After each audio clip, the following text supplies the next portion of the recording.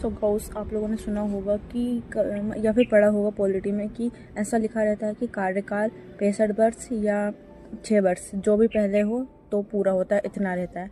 इसका मतलब ये होता है कि अगर कोई, जैसे कि भारत के नियंत्रक और महालेखा परीक्षक को देखते हैं तो इनका कार्यकाल 6 वर्ष या 65 वर्ष जो भी पहले हो तो तब तक होता है इनका कार्यकाल।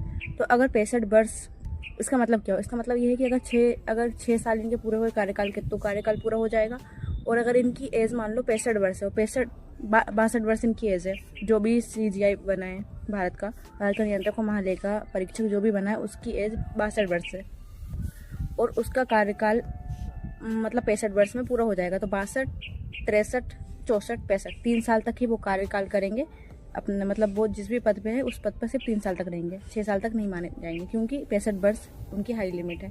मतलब 65 वर्ष तक ही अधिकतम 65 वर्ष तक रह सकते हैं। तो 65 वर्ष एज उनकी हो जाएगी, 62 में उनको उस पद को 62 वर्ष की एज में उन्हें वो पद दिया गया और 65 वर्ष तक वो पद समाप्त हो जाएगा। इसलिए 62 वर्ष या 65, 6 वर्ष या 65 वर्ष कहा गया है।